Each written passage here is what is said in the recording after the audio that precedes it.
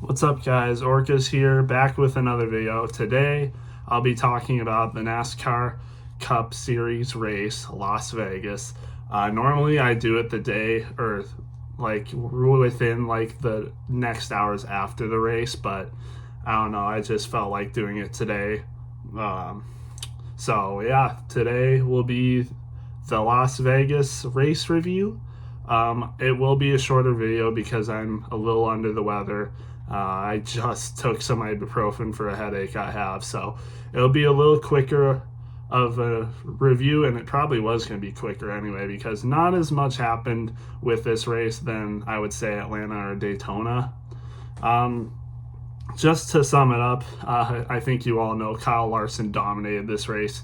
He won all the stages, stage 1 and 2, and then was leading for the race win and won. But he didn't do it as easily as you would think. Tyler Reddick was chasing him down every step of the way. Stage 1, Reddick almost took the stage. Stage 2, Reddick was right behind him. And then for the win, Reddick almost got the pass on Larson, but Larson played really good defense and was able to block him out on lap 2 and was able to cruise to the win. So, yeah, Larson dominated this race. No surprise there. He was the favorite. And, yeah, he just dominated this race. He led the most laps. I think he led over half for sure. There's probably only like 80-something laps he didn't lead, I would say. Maybe even less than that. He was just dominant, as everyone expected. There was also other people that were good. William Byron, he was contending for the race early, but then he had some issues. He had a huge freaking trash bag on his grill, and his car got up to 350 degrees, so he had to make a pit road stop to get that off, and he was never really in the running after that. He still got a 10th place finish, though. So 10th place finish despite that, but after that incident, he was nowhere near the lead. He was contending for the lead at first, though. I'm pretty sure he was leading laps at the beginning, and after a restart, after a caution, I think, from Christopher Bell, he was slicing and dicing, as the commentator said. He went from like 8th or 7th to 1st with like one move. So he had a good move there, but unfortunately that trash bag just got in his way, covered his entire grill basically. So yeah, it was a little bit of a problem. But other than that, Joey Logano, he was the pole leader. He ended up 9th place, I believe. I'll look at the standings in a bit, but he was really not in the picture. Like no really conversation towards him. Just played in the back. Kyle Larson was the 2nd place pole sitter, so in the front row, and ended up getting the win, obviously. Again, like I said, Tyler Reddick, he did not make it easy for Larson. He was contending right with him there, and obviously after that he was a little disappointed about that. But hey, not a bad race from Tyler Reddick at all. Let me just look through the driver list now.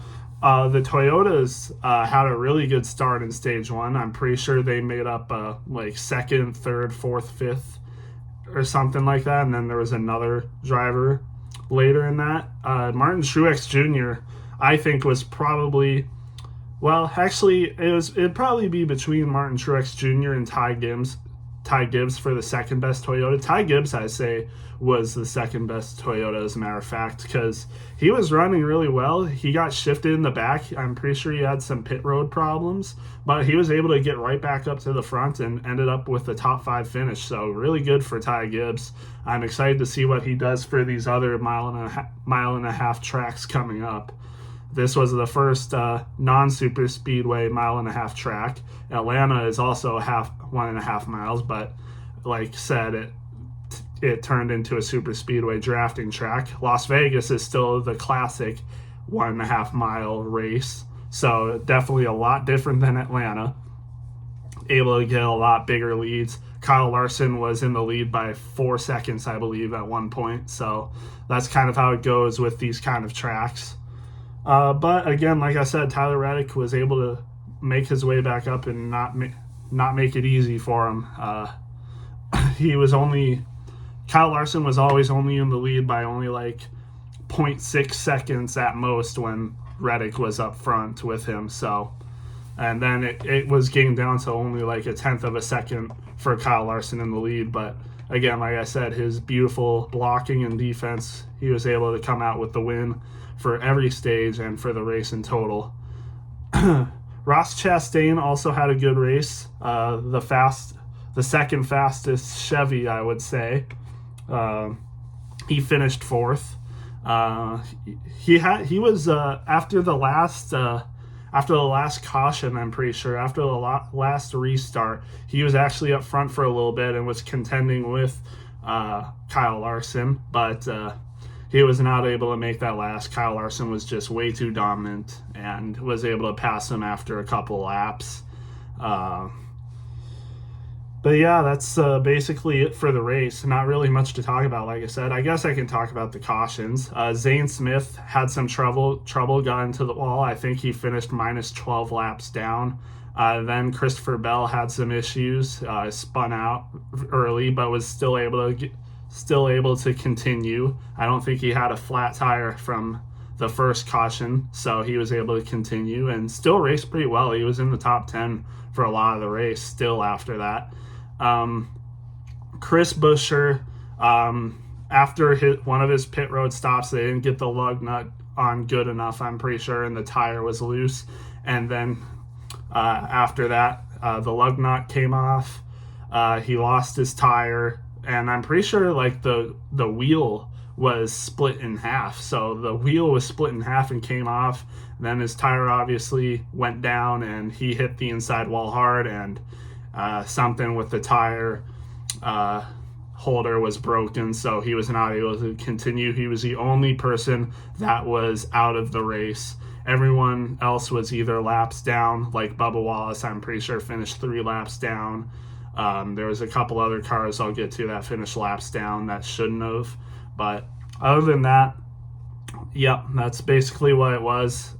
Christopher Bell also had another caution, I'm pretty sure, and it was a lot worse, and that's probably why he finished outside the top 10, or else he probably would have finished inside the top 10.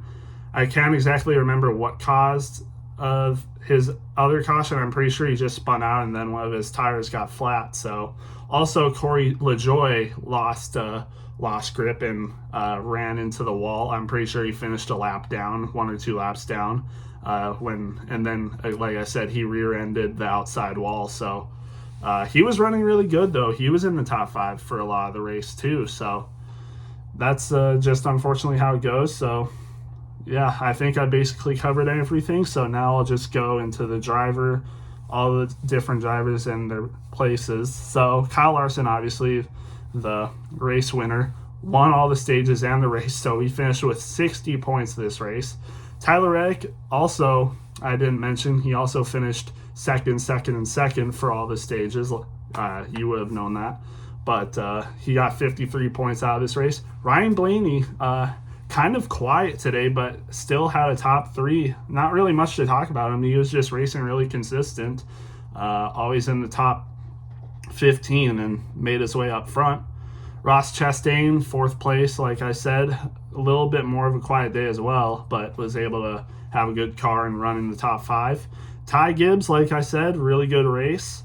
Was able to get a top 5 finish, so good for him. I'm interested to see what else he does on these tracks where it's not drafting or road courses. So I'm also interested to see what the Toyotas can do for short tracks, so I'll be looking out for Ty Gibbs on those tracks as well. We got Phoenix next week, which is a little bit shorter of a track, so again, interested to see what Gibbs and the other Toyotas are able to bring for that. Noah Gragson, I'm pretty sure this is his best finish in the NASCAR Cup Series. I might be wrong on that, but this is we're 3 races in, and this is his second top 10, so good for him. 6th place finish.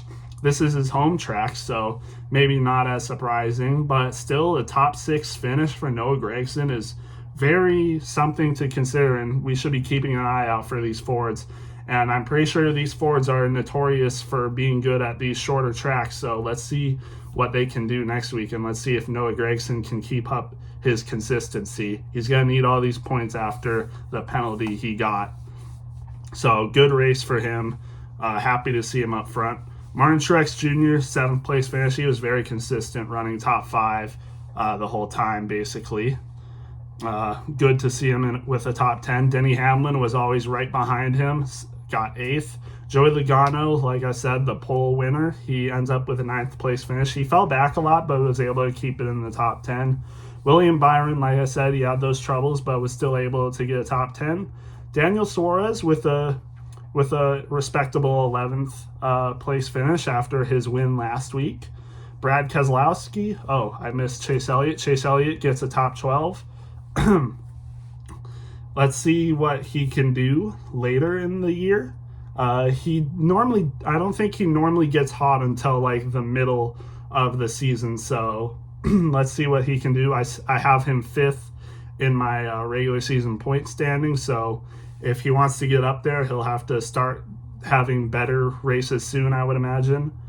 Brad Keselowski finished 13th. He was not running good at all, but was able to get up to the top 13.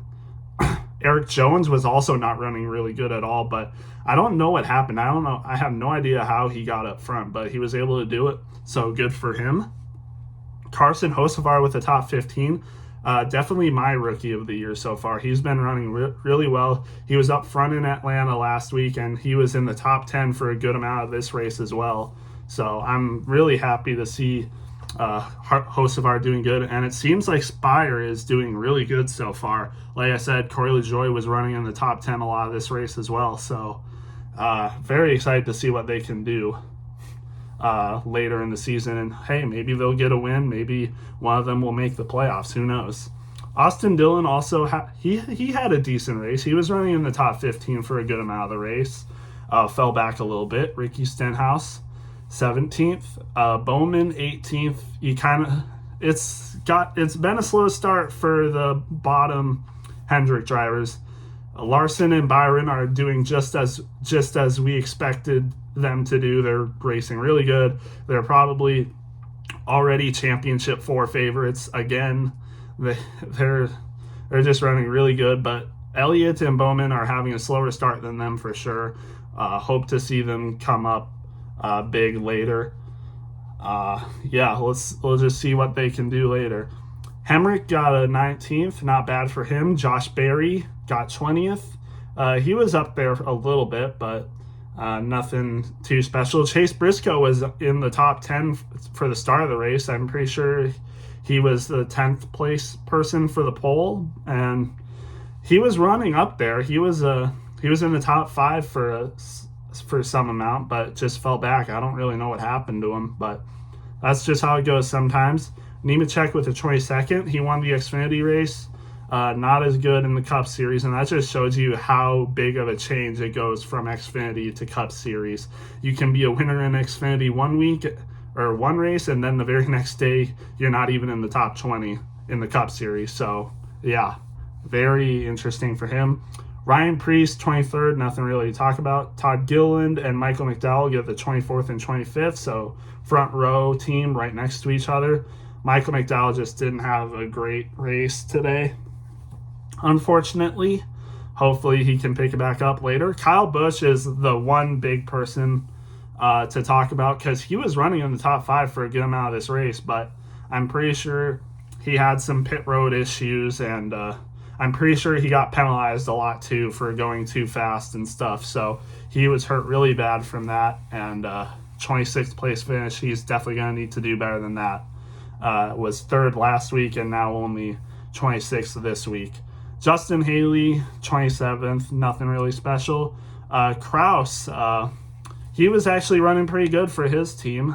Finished on the lead lap, I'm pretty sure. And yeah, that's just how it goes sometimes. not very experienced in the Cup Series, but still able to get a race in, not bad. Finished ahead of a lot of other notable drivers like Austin Cindric, who finished right behind him in 29th. He was in the front too for a little bit, but just something happened to him. I'm pretty sure he was getting penalties or something, so finished outside, barely inside the top 30. Harrison Burton finished 30th. I'm pretty sure he was a lap down. And then I'm pretty sure all these drivers below him were laps down, like Kaz Gralla. He was a lap down. Corey LaJoie had that spin out and hit the wall, so he was a lap down. Christopher Bell, I didn't talk about him that much, but yeah, after his second caution, he was running good, but after his second caution, it just got out of control for him. He wasn't able to do much. So unfortunate race for Christopher Bell. Hopefully he picks it up. JJ Yaley gets 34th. Bubba Wallace Jr., I'm not sure what happened to him, but he went laps down. I'm pretty sure he had a lot of pit road issues. He was on the pit road for a long time, which is why he went so many laps down. I don't know what happened to him, but unfortunate for him. Zane Smith, like I said earlier, had some issues, hit the wall and finished 12 laps down. And then Chris Buescher wrecked out of this race, unfortunately. So that's just how it goes sometimes. Hold on. I'm going to look at the Las Vegas results real quick.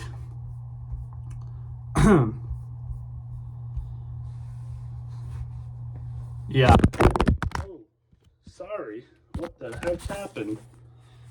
Wow. Well, sorry about that. I think that's a good way to end it. But, yeah, just it's going to be an interesting race next week. We got Phoenix. I'm pretty sure William Byron won it in the spring last year, so let's see if he can repeat it this year. But with that being said, I'll end this video off here. Great race from Kyle Larson. He was this week's winner. Let's see who has it next week. Later.